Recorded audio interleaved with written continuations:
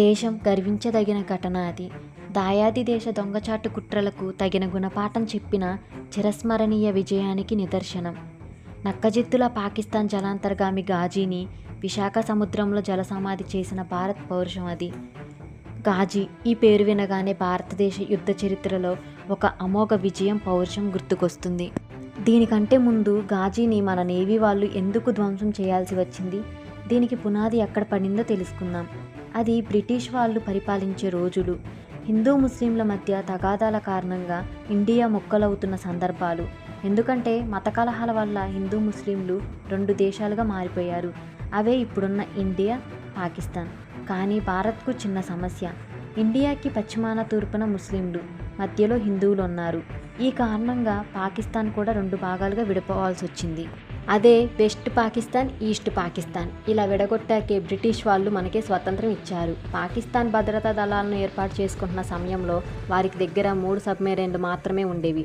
అవి 3 చిన్నవే. పెద్ద సబ్మెరైన్ అమెరికా నుంచి దాదాపు 350 అడుగులు ఉన్న ఘాజీని తెచ్చుకున్నారు. ఇదిలా ఉండగా 1970లో ఈస్ట్ వెస్ట్ పాకిస్తాన్లో ఎలక్షన్స్ మొదలయ్యాయి. పార్లమెంట్లో 313 సీట్లు ఉంటే 163 అవామీ లీగ్కు వచ్చాయి. దీనికి లీడర్ రెహమాన్. ప్రభుత్వాన్ని ఏర్పాటు చేయాలని చూస్తున్న అవామీ లీగ్ ఈస్ట్ పాకిస్తాన్ వాళ్ళు ఒప్పుకోలేదు. ఈస్ట్ పాకిస్తాన్ వాళ్ళు కొత్త గవర్నమెంట్ని కోరుకున్నారు. దీంతో ఈస్ట్ పాకిస్తాన్, వెస్ట్ పాకిస్తాన్ వాళ్ళ మధ్య గొడవలు స్టార్ట్ అయ్యాయి. ఈస్ట్ పాకిస్తాన్ ప్రజలు వెస్ట్ పాకిస్తాన్ నుంచి స్వతంత్రం కావాలని నిరసనలు తెలిపారు. వెస్ట్ పాకిస్తాన్ లీడర్స్ మిలిటరీ సహాయంతో నిరసనకారులను అణిచివేయాలని చూశారు. కానీ వాళ్ళను చంపటం కూడా ప్రారంభించారు. దీంతో ఈస్ట్ పాకిస్తాన్ వాళ్ళు కూడా వెస్ట్ వాళ్ళను చంపడం ప్రారంభించారు. వీళ్ళ గొడవల మధ్య ఎందరో సామాన్య ప్రజలు చనిపోవాల్సి వచ్చింది. ఈ గొడవలకి భయపడిన సామాన్య ప్రజలు భారత్కు వలస రావటం ప్రారంభించారు.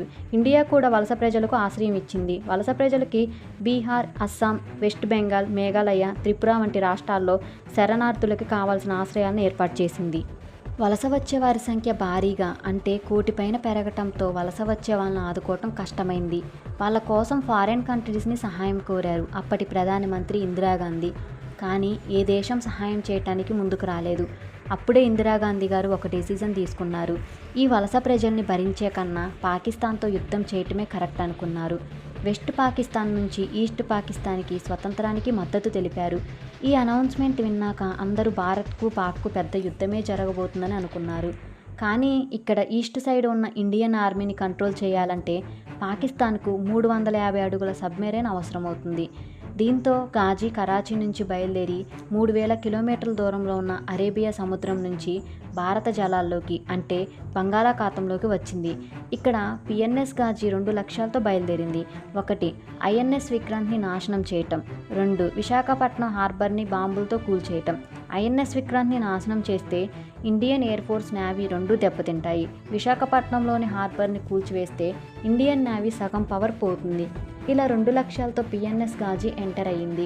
ఘాజీ శ్రీలంకలో ఉన్నప్పుడే ఇండియన్ నేవీకి ఈ విషయం తెలిసిపోయింది. దీంతో ఎవరికీ తెలియకుండా ఐఎన్ఎస్ విక్రాంత్ని అండమాన్కి తరలించారు. 1971 డిసెంబర్ 3న విశాఖపట్నం వచ్చిన ఘాజీకి ఐఎన్ఎస్ విక్రాంత్ కనిపించలేదు. ఘాజీ కూడా చాలా లోతులో ఉండటం వల్ల ఇండియన్ నేవీ దాన్ని కనిపెట్టడంలో మొదట విఫలమైంది. అయితే ఇండియన్ నేవీ ఐఎన్ఎస్ రాజ్పుత్ సహాయంతో ఘాజీని కనిపెట్టి వరుసగా బాంబులు వేయటంతో అది కూలిపోయింది. అయితే ఘాజీ కూలిపోవడంతో పాకిస్తాన్కి ఎటువంటి సమాచారం వెళ్ళలేదు. దీంతో పాకిస్తాన్ భారత్తో యుద్ధానికి దిగింది. ఇలా 13 రోజులు భారత్ యుద్ధం నడిచింది.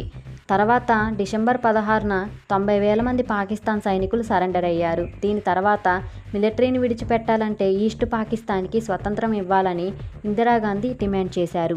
ఈ డిమాండ్కి వెస్ట్ పాకిస్తాన్ ఒప్పుకోవడంతో ఈస్ట్ పాకిస్తాన్ బంగ్లాదేశ్గా మారింది. అప్పుడే ప్రపంచానికి కూడా తెలిసింది భారత్ వద్ద ఎంత పవర్ఫుల్ మిలిటరీ ఉందో అని. ఇది ఈరోజు వీడియో. ఈ వీడియో మీకు వర్తి అనిపిస్తే జస్ట్ లైక్ చేయండి, సబ్స్క్రైబ్ చేయండి. జై హింద్.